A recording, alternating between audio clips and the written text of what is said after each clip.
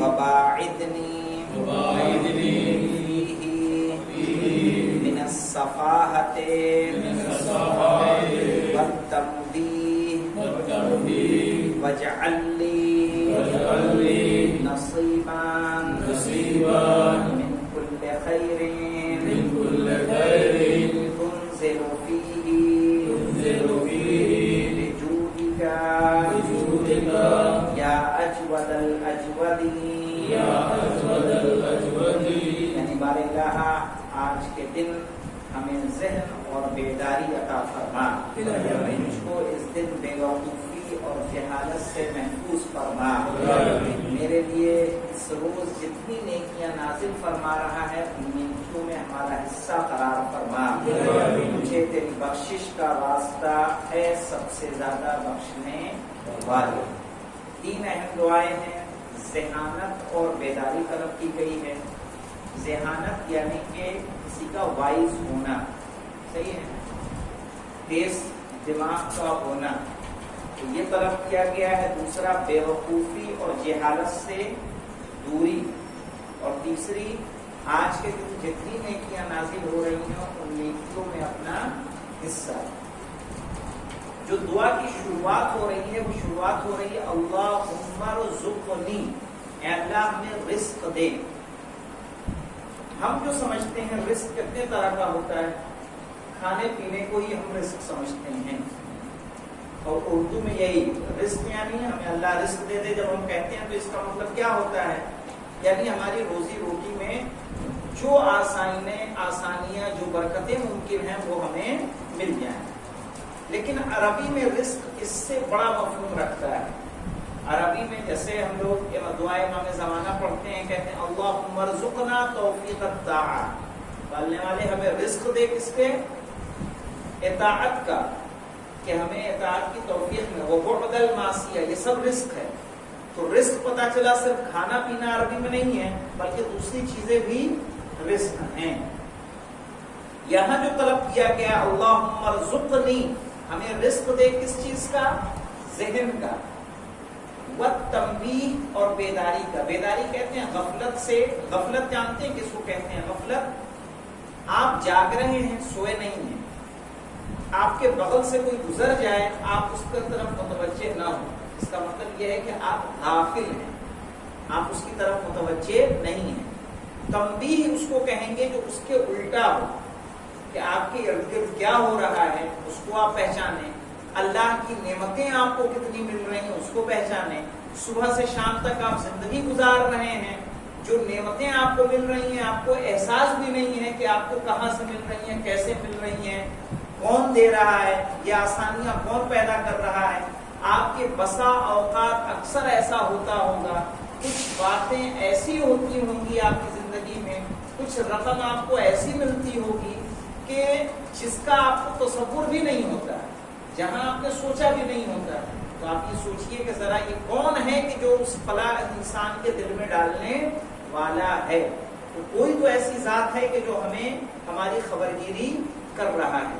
تو ظاہر ہے میں اس کا مثلا جو سیب کی تھیوری ہمارے پاس ہے، جو گروتواکرشن بل ہے، جاذبیت کا، کہ زمین کے اندر قوت جاذبیت پائی جاتی ہے، انسان کی فطرت میں ہے کہ جب وہ نعمت ملتی ہے تو نعمت دینے والے کو ڈھونڈے.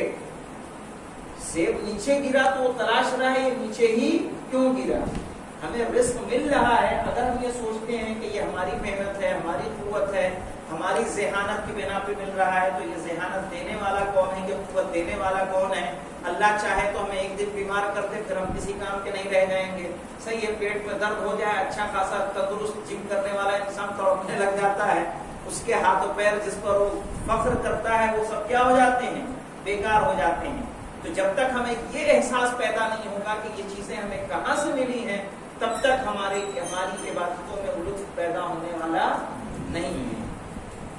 رزق 2 طرح کا ہوتا ہے، ایک دنیاوی رزق ہوتا ہے اور ایک آخرت کا رزق ہوتا ہے. کیسے؟ جیسے کہا گیا یا ایھا الذین آمنوا کلوا من طیبات ما رزقناکم، اے ایمان لانے والو جو ہم نے پاکیزہ رزق دیا ہے تم اس کو کھاؤ. تو اب یہ جو پاکیزہ رزق دیا جا رہا ہے، یہاں رزق سے مراد کون سا رزق ہے؟ جو انسان کو دنیا کے اندر ملتا ہے، جو نعمتیں اللہ نے ہمیں دنیا میں دی ہیں۔ ایک رزق آخرت کا ہوتا ہے، جیسا اللہ نے قرآن میں کہا کہ وَلَا تَحْسَبَنَّ الَّذِينَ قُتِلُوا فِي سَبِيلِ اللَّهِ أَمْوَاتًا بَلْ أَحْيَاءٌ عِندَ رَبِّهِمْ يُرْزَقُونَ، کہ جو اللہ کی راہ میں قربان ہو جاتے ہیں، شہید ہو جاتے ہیں، انہیں تم مردہ مت سمجھو، بلکہ وہ زندہ ہیں اور اللہ کے ہاں رزق پا رہے ہیں۔ تو اللہ کے ہاں رزق پا رہے ہیں، اس کا مطلب یہ نہیں ہے کہ آپ افطار میں اگر پکوڑی بھجیا کھا رہے ہیں اور وہ کھا رہے ہیں تو ان کو بھی افطار میں وہی چیز مل رہی ہے، صحیح ہے۔ ہم نان روٹی کھا رہے ہیں تو ان کو بھی وہاں پہ اللہ نان روٹی دے رہا ہے، نہیں، ہمارا رزق الگ ہے، ان کا رزق الگ ہے، اس لیے کہ دونوں جسم کے تقاضے الگ الگ ہیں۔ ہمارا جسم یہ ظاہری جسم ہے، اور جو ہمارا قیامت کا جسم ہوگا وہ جسم مثالی کہا جاتا ہے، اس کو جسم مثالی، یعنی کوئی ضروری نہیں ہے کہ جو ہمارا ظاہری جسم ہے، یہ ظاہری جسم صرف اور صرف ایک کہا جاتا ہے کہ سواری ہے، روح اس پر سوار ہوتی ہے، یہ سواری بدل جائے گی، روح دوسرے جسم پر سوار ہو جائے گی، اور وہ جسم اس سے بہت ہلکا جسم ہوگا۔ باقاعدہ روایتیں کہتی ہیں کہ مرنے کے بعد اگر کہا جائے گا روح کو کہ اس جسم میں واپس جاؤ تو وہ بھی واپس جانے والی نہیں ہے، کہہ دیتی نہیں یہ والا اچھا ہے، چونکہ وہ جسم ہلکا پھلکا نازک سا ہوگا۔ تو ظاہر ہے دونوں جگہ کی، تو یہاں کی کچھ ذمہ داری ہے کچھ، وہاں کی ہمارے پاس ذمہ داریاں موجود ہیں، ہمیں دونوں کا خیال رکھنا ہے۔ اب اس کے بعد دیکھیے اللہم ارزقنی، رزق ایک کہتے ہیں نصیب کو بھی، عطا کو، اللہ جو عطا کرتا ہے اس کو بھی رزق کہتے ہیں۔ جیسے ہم نے کہا اللہم ارزقنی توفیق الطاعات، یعنی اے اللہ ہمیں اطاعت کی توفیق عطا فرما، صحیح ہے۔ وہ رزق ایسا نہیں کہ اطاعت پروردگار کو کوئی ایسی چیز ہے کہ جو ہم اسے کھائیں گے یا پیئیں گے۔ اسی طرح سے ہم رمضان کی دعاؤں میں بہت ساری دعائیں ہیں جس میں ہم کہتے ہیں اللہم ارزقنی حج بیتک الحرام، کہ پالنے والے ہمیں حج بیت حرام کا رزق عطا فرما، یعنی ہمارے نصیب میں حج بیت اللہ کا حج قرار فرما، کہ اس ماہ مبارک میں کہا جاتا ہے کہ شبہ قدر میں حجاج بیت اللہ کے نام لکھے جاتے ہیں، اسی لیے رمضان کی تمام دعاؤں میں، صحیح ہے، حج کے جو روز شب میں پڑھنے کی دعا ہے اس میں بھی یہی ہے کہ پالنے والے ہمیں اس سال بھی حج کی توفیق عطا فرما اور ہر سال حج کی توفیق عطا فرما۔ تو ظاہر ہے چونکہ یہی رمضان کا مہینہ ہے کہ جس میں حجاج بیت اللہ کے نام درج کیے جاتے ہیں۔ اس کے بعد ہمیں ذہن اور تنبیہ کی دعا مانگی گئی ہے۔ ذہن کس کو کہتے ہیں؟ ذہن وہ چیز ہوتی ہے جس سے انسان سمجھتا ہے، بوجھتا ہے اور چیزوں کو درک کرتا ہے، مطالب کو سمجھتا ہے۔ تنبیہ ہم نے کہا متوجہ ہونا ہے۔ اب یہاں پہ دیکھیں کہ جب ذہن اللہ نے دیا ہے تو اگر انسان غلط کام کرتا ہے تو اس کا ذہن دھیرے دھیرے خراب ہوتا چلا جاتا ہے، گناہ اگر کرے گا تو اس کا ذہن، اس کا حافظہ کمزور پڑتا چلا جائے گا۔ فارسی کی ایک مسل ہے کہ درو کو حافظہ نہ باشد، یعنی جو جھوٹا ہوتا ہے اس کا حافظہ نہیں ہوتا۔ اب پتا چلا کہ اس نے مجھ سے کیا کہا، آپ سے کیا کہا، اس سے کیا کہا، کہہ کہ وہ کیا کرے گا، بھول جائے گا۔ ہم سے کہا میں گھر پہ ہوں، ان سے کہا بازار میں ہوں، کسی اور سے کہا کہیں اور ہوں، کس سے کیا کہا اس کو یہ یاد رہنے والا نہیں ہے۔ تو جو جھوٹا انسان ہوتا ہے اس کا حافظہ کمزور ہوتا ہے، جو گناہ کرتا جاتا ہے گناہ کرنے کی بنا پہ حافظہ کمزور ہو جاتا ہے۔ وہیں پہ کچھ چیزیں ایسی ہیں جو حافظے کو بہتر بنانے کے لیے بتائی گئی ہیں کہ حافظہ آپ کا بہتر ہو جائے، ذہن آپ کا بہتر ہو جائے۔ اس میں ہے کہ روزانہ اگر انسان 40-50 آیتیں تلاوت قرآن کرے روزانہ تو مسلسل قرآن کی تلاوت حافظے کے زیادتی کا سبب بنتا ہے کہ اس کے ذریعے قرآن کی تلاوت سے انسان کا حافظہ بہتر ہو جائے۔ اس کے علاوہ رسول اسلام کی بتائی ہوئی ایک دعا ہے حافظے کو بہتر بنانے کے لیے۔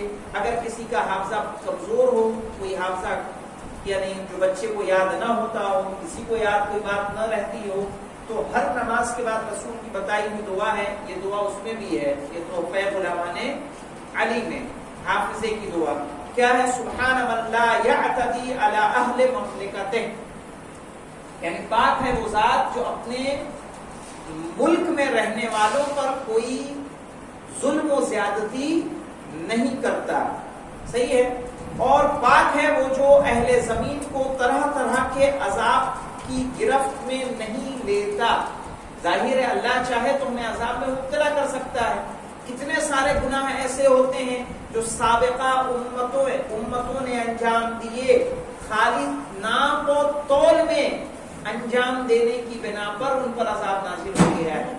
منع کیا گیا سنیچر کو شکار نہ کرو، انہوں نے سنیچر کو شکار کیا، ان پر عذاب نازل ہو گیا. صحیح ہے.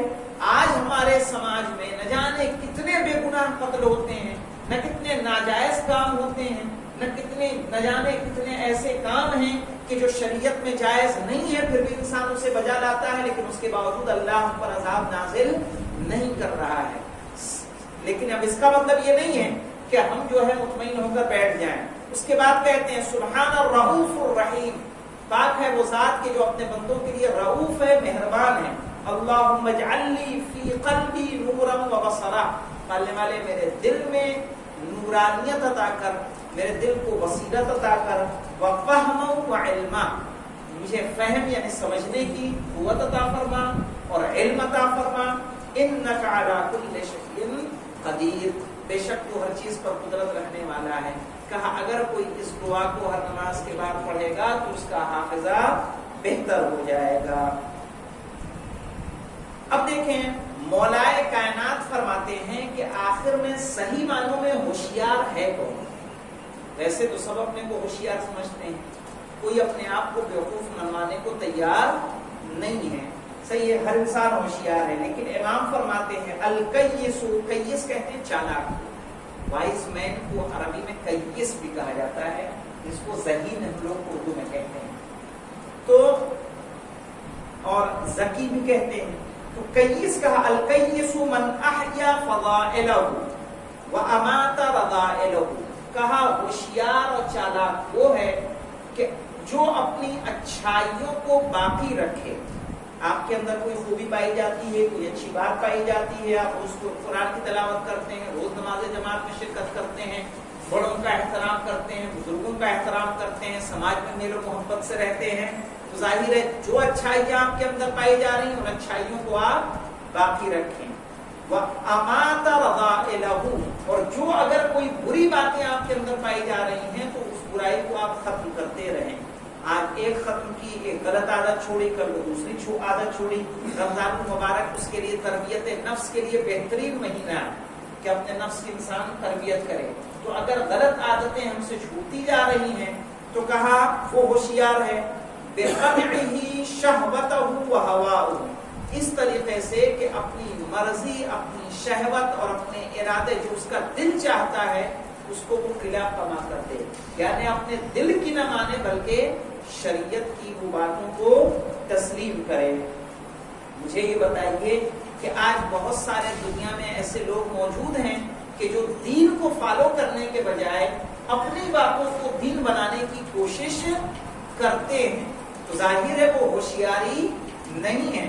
صحیح ہے، ہمارا بنائی ہوئی، ہماری پیری یاسین حسین کی بنائی ہوئی کوئی چیز دین نہیں ہو سکتی. دین وہی ہے کہ جو قرآن میں ہے، رسول کی بتائی ہوئی چیز ہے، اہل بیت اطہار کی بتائی ہوئی باتیں ہیں، وہی دین ہے. ہماری بتائی ہوئی کوئی بات دین نہیں ہو سکتی. چاہے کوئی اور ہو، اگر وہ سوچے کہ ہمارا عمل، ہمارا کام، ہماری باتیں دین ہو رہی ہیں، آپ چاہے ہم مومن ہو سکتے ہیں، متقی ہو سکتے ہیں، پرہیزگار ہو سکتے ہیں، صحیح ہے، سماج میں ہم اعلیٰ مرتبہ لوگوں کے درمیان حاصل کر سکتے ہیں، لیکن ہمارا عمل دین نہیں بن سکتا. دین صرف قرآن، رسول کی باتیں، رسول کا کردار، اہل بیت کا کردار ہی دین ہے. اس کے بعد دوسرا اس پہ فقرہ وَبَاعِدْنِي فِيهِ مِنَ الصَّفَاحَةِ وَالتَّمْوِيهِ، اور ہمیں صفاحت اور حماقت سے دور کرنا. یہاں دو باتیں ہیں، الصفاحہ والتمویہ. کیا ہے صفاحت اور کیا ہے تمویہ؟ صفاحت کہتے ہیں کہ برائی کو نہ جانتے ہوئے برائی کو انجام دینا. صحیح ہے، آپ نہیں جانتے کہ یہ چیز بری ہے، آپ اس کو انجام دیتے رہیں. تنبیہ کہتے ہیں کہ آپ کو معلوم ہے کہ یہ بری چیز ہے، آپ اس کو اچھا بنا کر پیش کریں. یہ ہے تنبیہ. ظاہر ہے صفاحت و تنبیہ ہمیں دونوں سے بچ کے رہنا ہے، یعنی نہ انجانے میں ہم سے کوئی غلطی ہو، نہ جان بوجھ کے ہم سے کوئی غلطی ہو. صحیح ہے، ہمیں دونوں سے ہم اللہ سے دعا کر رہے ہیں کہ وہ ہمیں بچا کے رکھے. اس لیے کہ جب اس طرح کے کام کو انجام دیتا ہے تو انسان کیا ہوتا ہے؟ انسان شریعت سے دور ہوتا چلا جاتا ہے. جیسے قرآن نے کہا سَيَقُولُ السُّفَهَاءُ مِنَ النَّاسِ مَا وَلَّاهُمْ عَنْ قِبْلَتِهِمْ. سفہاء کہتے ہیں بے وقوف کو. دوسرا پارہ جو شروع ہوتا ہے وہ یہیں سے ہوتا ہے، سَيَقُولُ السُّفَهَاءُ. دوسرا پارہ یہیں سے شروع ہے. یہ آیت ان لوگوں پر دلالت کرتی ہے کہ جب ہجرت کے بعد خانہ کعبہ کی طرف قبلے کو موڑا گیا تھا، رسول نماز پڑھ رہے تھے اور عین نماز میں قبلے کو موڑنے کا حکم دیا گیا. پہلے چونکہ رسول اسلام بیت المقدس کی طرف رخ کر کے نماز پڑھا کرتے تھے تو یہود و نصارہ طعنہ کیا کرتے تھے رسول کو کہ ان کا تو اپنا کوئی قبلہ بھی نہیں ہے، یہ ادھر ہی نماز پڑھتے ہیں جدھر ہم لوگ نماز پڑھتے ہیں. اگر یہ کوئی الگ دین ہوتا تو ان کا بھی کوئی اپنا قبلہ ہوتا. تو کہا رسول اس طعنے سے رنجیدہ رہتے تھے، غمگین رہتے تھے، بار بار آسمان کی طرف نگاہ کر کے دیکھا کرتے تھے. یہاں تک کہ جب ہجرت کر کے مدینے آ گئے، مدینے آنے کے بعد 2 سال تک بیت المقدس کی طرف نماز ہوتی رہی. اور اس کے بعد جو لوگ وہاں گئے ہوں گے جانتے ہوں گے وہ مسجد کو ذوالقبلتین کہا جاتا ہے، جس مسجد میں یہ واقعہ ہوا تھا. کیونکہ ادھر رسول نے ذوالقبلتین یعنی جس مسجد میں دونوں قبلے کی طرف نماز پڑھی گئی ہے. صحیح ہے، ایک بیت المقدس کی طرف بھی اور خانہ کعبہ کی طرف بھی. تو جب عین نماز میں قبلے کی یعنی خانہ کعبہ کی طرف رخ موڑ دیا گیا تو جو پیچھے نماز پڑھ رہے تھے وہ لوگ کہنے لگے کہ آخر ہماری نمازوں کا کیا ہوگا، یہ والی نماز صحیح ہے کہ صحیح نہیں ہے؟ اگر اب یہ والا صحیح ہے تو پہلے جو نماز پڑھی اس کا کیا ہوگا؟ صحیح ہے. تو ان کو اللہ نے کیا کہا؟ سَيَقُولُ السُّفَهَاءُ. بے وقوف لوگ یعنی فالتو کی گفتگو کرنے والے کیا ہیں؟ احمق قرار دیا ہے قرآن نے. ہمارا کام رسول کی اتباع ہے، ہمارا کام اماموں کی پیروی ہے. وہ کہیں کہ ادھر نماز پڑھو تو ہمیں ادھر پڑھنی ہے، وہ کہیں ادھر پڑھو تو ادھر پڑھنی ہے. ہم اگر اس میں حجت قائم کریں گے تو قرآن کی نگاہ میں ہم کیا ہوں گے؟ بے وقوف ہوں گے. اور ظاہر ہے جس خدا نے بیت المقدس کی طرف نماز پڑھوائی وہ نماز بھی صحیح ہے، اور جو اب خانہ کعبہ کی طرف نماز پڑھوا رہا ہے وہ نماز بھی صحیح ہے. کیونکہ نماز کس کے حکم پر پڑھی جا رہی ہے؟ اللہ کے حکم پر. وہ جدھر کہے جیسے کہے ہمیں ویسے پڑھنی ہے. اگر ہم اپنا ذہن لگائیں گے تو ظاہر ہے بے وقوفی کے علاوہ اس پر کوئی اور چیز دلالت نہیں کرے گی. اس کے علاوہ دیکھیے کہ رسول کی ایک حدیث ہے احمق الحمقاء، سب سے بڑا بے وقوف وہ ہے من اتبع نفسہ ہواہ، کہ جو اپنے خواہش نفس کی پیروی کرے، جو دل چاہتا ہو وہ کرے. ظاہر ہے دل جو چاہ رہا ہے اگر ہم اسے کریں گے تو ہم اللہ سے دور ہوتے چلے جائیں گے. ہمیں وہ کام انجام نہیں دینا ہے. آج کے سماج کی سب سے بڑی مشکل یہی ہے کہ ہر انسان کا دین اپنا صحیح ہے، وہ اپنے اعتبار سے دین کو صحیح ڈیفائن کرتا ہے اور اسی کو فالو کرنا شروع کر دیتا ہے کہ نہیں یہی صحیح ہے. تو دیکھیں کسی عالم دین کی، ہر عالم دین کی بات پر آنکھ بند کر عمل نہیں کرنا چاہیے. سنیوں کی تقریریں برائے مہربانی نہ سنیں، بہتر ہے. اس کی وجہ یہ ہے وہ کتابیں نہ پڑھیں. وہ پڑھنا کب صحیح ہے؟ وہ پڑھنا تب صحیح ہے کہ جب ہم نے اپنی پڑھ لی ہو. صحیح ہے، جب ہم نے اپنی پڑھ لی ہو، اپنی سن لی ہو، تب ہم دوسرے کو سنیں گے تو ہمیں صحیح اور غلط کا فرق سمجھ میں آئے گا. ورنہ پتا چلا کہ ہم نے اپنے مسائل سے ہم آشنا نہیں ہیں، اپنی باتیں ہم نہیں جانتے ہیں. ایسی صورت میں اگر غیر مذہب کی کتابیں پڑھیں، غیر مذہب کے مقرر کو سنیں گے تو ممکن ہے کہ کوئی غلط عقیدہ، کچھ غلط مسائل ہمارے ذہن میں بیٹھ جائیں اور ہمارے اندر اتنا علم نہیں ہے کہ ہم صحیح اور غلط کا فرق پیدا کر سکیں. اس لیے کہ میں بارہا کہہ چکا ہوں، حدیث و روایات کے ساتھ کافی چھیڑ چھاڑ کی گئی ہے. اپنے مطلب سے روایات کو وضع کیا گیا ہے. حالات جو گزرے کہ خود ابو بکر کے زمانے میں جب حدیث سے پر پابندی لگا دی گئی اور یہ پابندی کئی سالوں تک چلتی رہی، یعنی تقریباً اس کا عرصہ لمبا ہے، صحیح ہے. جہاں عبدالعزیز جب خلیفہ ہوا ہے اس کے دور میں حدیث کی نقل شروع ہوئی ہے. تو جہاں اتنے سالے عرصے میں جو حدیثیں تھیں ان کو جمع کر کے جلا دیا گیا، اب جس نے جو چاہا، اب ہم نے کہا بھائی جس کے پاس رسول کی حدیث ہے لے کر آؤ، اور لے کر آئے اور لانے کے بعد سب کو کیا کیا گیا؟ آپ کے حوالے کر دیا گیا. اب جب عبدالعزیز نے یہ کہا کہ اب جس کے پاس رسول کی حدیث لے کر آؤ، تو اس بیچ جن لوگوں نے اپنی بنا لی تھی وہ بھی لے کے آ گئے، فلاں لے کے آ گئے، یہ لے کے آ گئے، یہ لے کے آ گئے کہ نہیں ہمارے پاس بھی رسول کی حدیث ہے، ہم نے فلاں سے سنی تھی، فلاں سے سنی تھی. پتا چلا ایسی حدیث وضع ہو گئی کہ مکے میں پیاز نہیں بک رہی تھی. پیاز نہیں بک رہی تھی تو آ کے کہا گیا، تو حدیث وضع کر دی گئی کہ من اکل بصل البکہ فی المکہ وجبت لہ الجنہ، کہ جس نے اکے کی پیاز مکے میں کھائی اس پر، بکے کی پیاز مکے میں کھائی اس پر جنت واجب. پتا چلا اس کی ساری پیاز بک گئی. تو حدیثیں اس طرح کی نہیں ہوتی ہیں، صحیح ہے. یا میں نے آپ کو کچھ واقعات اس طرح کے بتائے تھے کہ جب رسول کے یعنی مولائے کائنات جب خلیفہ بنے ہیں، تو جب مولائے کائنات کے پیچھے نماز پڑھی ہے تو کچھ لوگوں نے کہا کہ ہم نے وہ نماز پڑھی جیسی رسول کے پیچھے پڑھتے تھے. اس کا مطلب جو نماز ہو رہی تھی وہ رسول والی نماز نہیں تھی. کچھ لوگوں نے کہا کہ وہ اذان بدل گئی، قبلہ بدل گیا، مسجد کا رخ بدل گیا.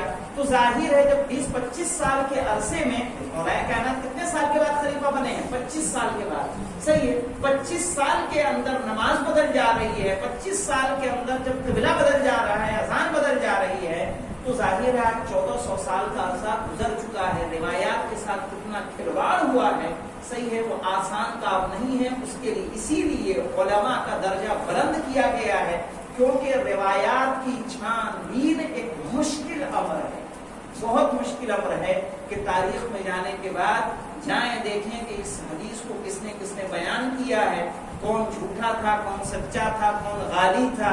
غالی سمجھتے ہیں؟ غالی یعنی جو ائمہ کو اللہ کا درجہ دیتا ہو. تو ظاہر ہے وہ اگر اہل بیت کی شان میں کوئی حدیث بیان کرے گا تو اس کی حدیث کہیں اعلیٰ و بالا ہوگی، صحیح ہے. جو اہل بیت کی فضیلت کو اس طرح سے بیان کرے کہ جو کیا ہو، ان کو اللہ کا درجہ عطا کر رہی ہو. تو اگر وہ بھی ہے تو ہمیں وہ بھی حدیث نہیں لینی ہے. تو اس لیے اب اس کے علاوہ دیکھیں، وَجَعَلْ لِي نَصِيبًا مِّن كُلِّ خَيْرٍ تُنزِلُ فِيهِ، پالنے والے آج کے دن جتنی نیکیاں تو عطا کر، اس نیکی میں ہمارا حصہ عطا کرنا. اب یہ خیر کی بات آئی ہے.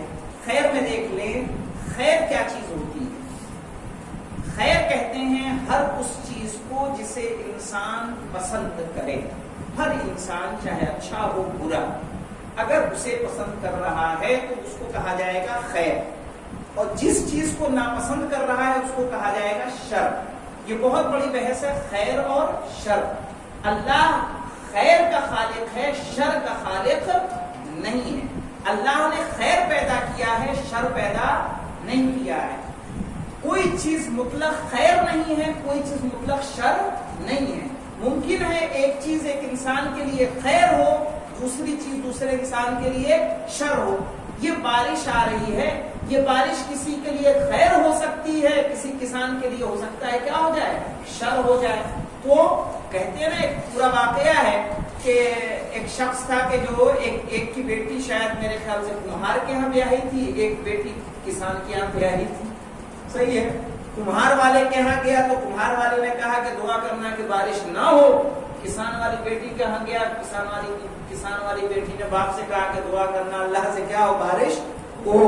تو ظاہر ہے بارش کا نہ ہونا، اس کمہار سمجھتے ہیں نا جو مٹی کے برتن بناتا ہے، تو بارش کا نہ ہونا کمہار کے لیے بہتر اور بارش کا ہونا کسان کے لیے بہتر. تو کہا کوئی چیز مطلق خیر نہیں ہے، کوئی چیز مطلق شر نہیں ہے. زلزلہ خیر بھی ہے اور دوسری جانب سے دیکھا جائے تو شر بھی ہے. خیر کا نہ ہونا ہی شر ہے.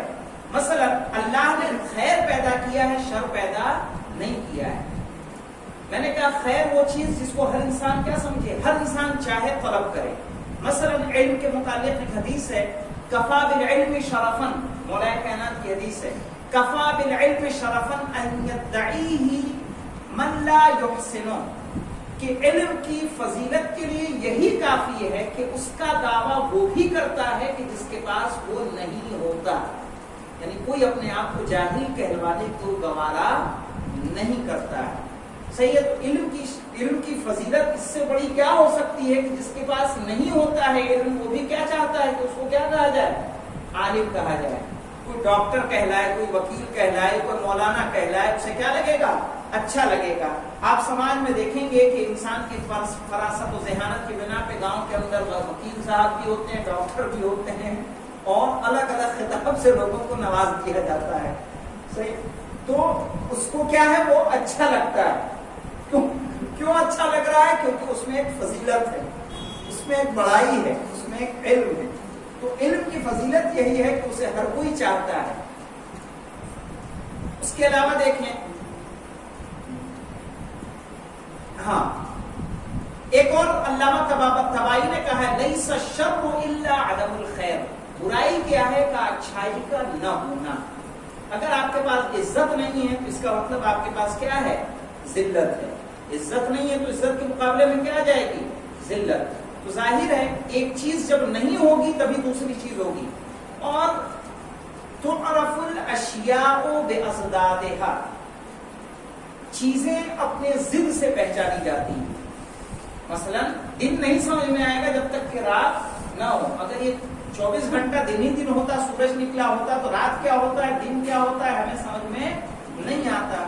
تو ہمیں کسی چیز کو جاننے کے لیے اس کی ضد کو جاننا ہوتا ہے. اسی لیے خیر کو سمجھنے کے لیے شر کا ہونا ضروری ہے تاکہ ہم اس کے ذریعے سے اس کی، اور ان دونوں کے درمیان ملکہ اور عدم ملکہ پایا جاتا ہے. ملکہ اور عدم ملکہ تقابل، منطق کے اندر ایک تقابل کی بحث آتی ہے. تقابل ضدین ہوتا ہے، تقابل النقیضین ہوتا ہے، تقابل ملکہ اور عدم ملکہ ہوتا ہے. ملکہ اور عدم ملکہ کیا کہتے ہیں، سمجھ لیجیے کہ یہ ایک متضایفین ہوتا ہے کہ یہ ایک وقت میں ایک جہت سے ایک زمانے میں جمع نہیں ہوتے. سمجھ گئے؟ ایک جہت سے ایک وقت میں ایک جگہ پر جمع نہیں ہوتے. جیسے کالا اور سفید، کالا اور سفید ایک جگہ نہیں جمع ہوگا. جہاں کالا ہے وہاں کالا رہے گا، جہاں سفید ہے وہ سفید رہے گا. یہ کالا ہے تو یہ کالا ہی رہے گا، کچھ اور نہیں ہونے والا ہے. صحیح. تو اسی لیے کالا اور سفید جمع نہیں ہو سکتے. دوسری چیز دیکھ لیں، اگر صفات میں سے ہوتی ہے تو جمع ہو جائے گا. صفات کا مطلب مٹھائی اور کالا. مٹھائی کالا جمع ہو جائے گا کہ نہیں ہو جائے گا؟ کیک کے اندر کیک میٹھا بھی ہو سکتا ہے اور کالا بھی ہو سکتا ہے، جمع ہو جائے گا. باپ اور بیٹا، اونچا اور نیچا، یہ نیچا ہے یہ اونچا ہے، اس کے اوپر بنا دیا جائے گا تو اس کے لیے یہ والا کیا ہو جائے گا، نیچا وہ اوپر. تو جہت بدل جاتی ہے. اس فرش کے لیے یہ اوپر ہے اور اس کے لیے وہ نیچے ہے. ایک ہی چیز کے لیے یہ نیچے اوپر نہیں ہو سکتا. جو باپ ہے وہ باپ ایک ہی وقت میں باپ بھی ہو بیٹا بھی ہو، یہ ممکن نہیں ہے. اسی طرح سے ملکہ اور عدم ملکہ، کوئی بینا بھی ہو اور نابینا بھی ہو. اگر ایک آنکھ سے دکھ رہا ہے ایک آنکھ سے نہیں دکھ رہا ہے تو ایسا تھوڑا بولیں گے کہ اندھا بھی ہے اور دیکھتا بھی ہے. یہ غلط. یا تو بینا یا نہ بینا. صحیح، یا تو دیکھے گا یا نہیں دیکھے گا. اسی طرح سے خیر اور شر ہے، یا تو خیر ہوگا یا شر ہوگا، دونوں ایک ساتھ جمع ہونے والے نہیں ہیں. جیسے کسی بچے سے پوچھا گیا تمہارا امتحان میں کیا رزلٹ آیا، کہا فیل بھی ہوں پاس بھی ہوں. کیا ہوا، 3 سبجیکٹ میں پاس تھا 2 میں فیل تھا. ہم فیل بھی ہوں اور پاس بھی ہوں. ایسا نہیں ہوتا کہ فیل بھی ہو اور پاس بھی ہو, نتیجہ ملا کے دیکھا جاتا ہے کہ کلی نتیجہ کیا ہے. صحیح ہے, کل میں وہ کیا ہے. اب اس کے علاوہ دیکھیں, ایک خیر مال کو بھی اللہ نے قرار دیا ہے. یہ ایک اہم بحث ہے, میں متوجہ کر دوں. اذا حضر احدکم الموت ان ترک خیرا الوصیۃ للوالدین والاقربین بالمعروف, کہ تمہارے اوپر لکھ دیا گیا ہے کہ جب تم میں سے کسی کو موت, کسی کے سامنے موت آ جائے اور اگر کوئی مال چھوڑا ہے تو اپنے ماں باپ قرابت داروں کے لیے وصیت کر دے. ظاہر ہے یہ فرض کیا گیا ہے کہ موت سے پہلے انسان اپنے مال جو اس نے چھوڑا ہے, جو اس نے کمایا ہے, بچایا ہے, اس کی وصیت کرے. یہاں پہ دیکھیں سب سے بڑا جو مسئلہ آتا ہے وہ مسئلہ آتا ہے لڑکیوں کا. لڑکی اور لڑکے ہمارے سماج میں یکساں تسلیم نہیں کیے جاتے. خصوصاً جائیداد کے مسئلے میں دیکھ لیا جائے تو جیارہ دے دیا, چاہے ہم نے جو دے دیا, صحیح ہے, وہ دینا ہماری, یہ بھی تو ہو سکتا ہے کہ ہم نے اس کو دیا ہے کس عنوان سے دیا ہے, ہدیے کے عنوان سے, گفٹ کے عنوان سے, بھائیوں کی محبت کے عنوان سے. لیکن جو جائیداد باپ کی ہوتی ہے اس میں بیٹی کا بھی حق موجود ہوتا ہے. صحیح ہے, اور تمام اموال میں بیٹی کا مال رہے گا. مثال کے طور پر یہ اہم مسئلہ اس لیے ہے کہ دیکھیں وضو اور غسل میں ایک شرط کیا پائی جاتی ہے کہ مال غصبی نہ ہو, پانی غصبی نہ ہو, جہاں پانی بہ رہا ہے وہ غصبی نہ ہو. صحیح ہے, تو ایسی صورت میں اگر گھر کے اندر ایک بہن ہے یا دو بیٹیاں ہیں, کسی کے 3 بیٹا 2 بیٹیاں ہیں, مان لیا, تصور کر لیا, تو اس طرح سے آپ سمجھ لیں کہ حصہ کیسے لگتا ہے.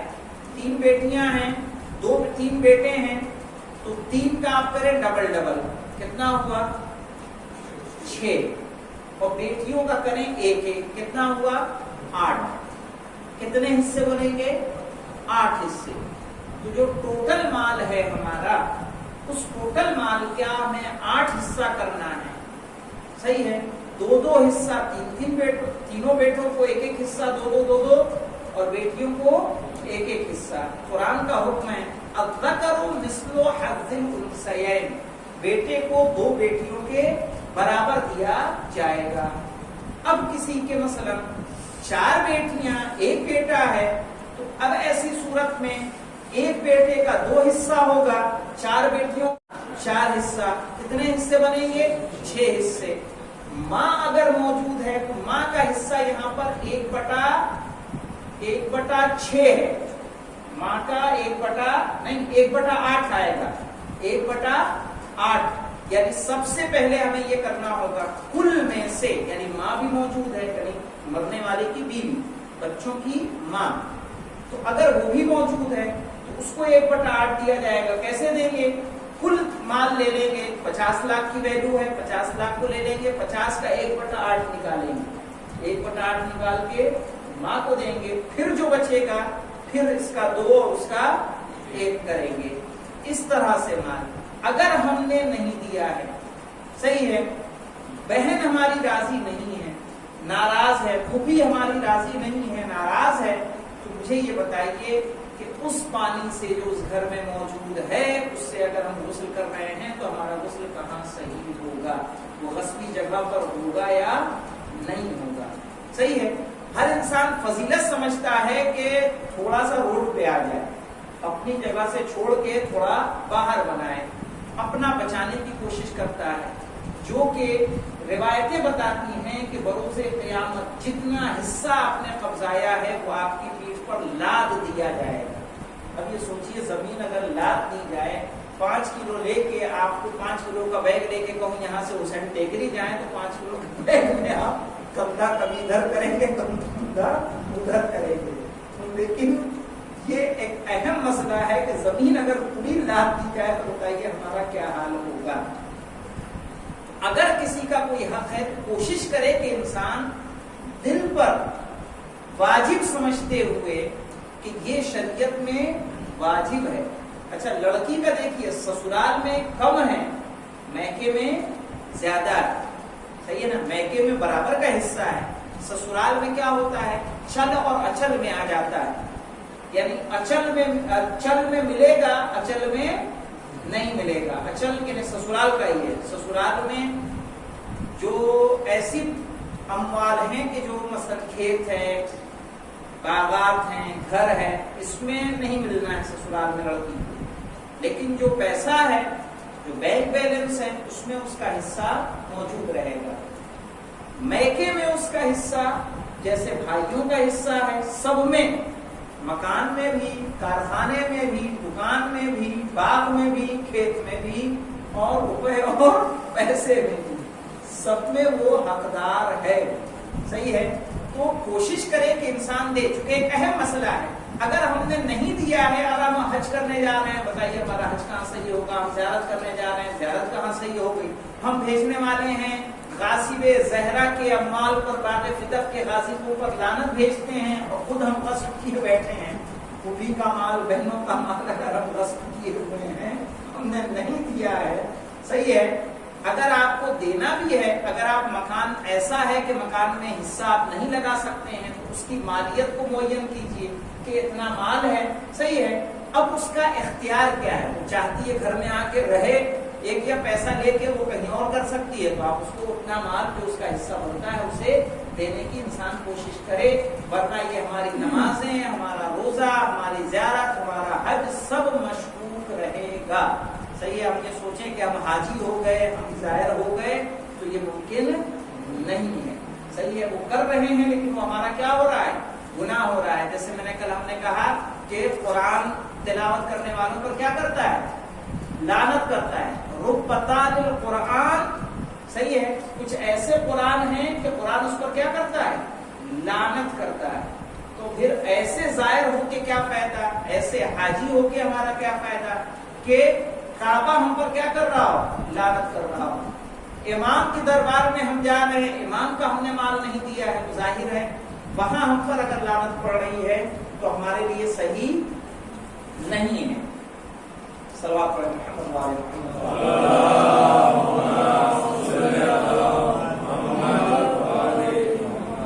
اور اس کے بعد کہا الہی جودک وسط عملی، کہ پالنے والے تیری ہی صفا ہے اور تیری صفا سے ہی ہماری امید ہے۔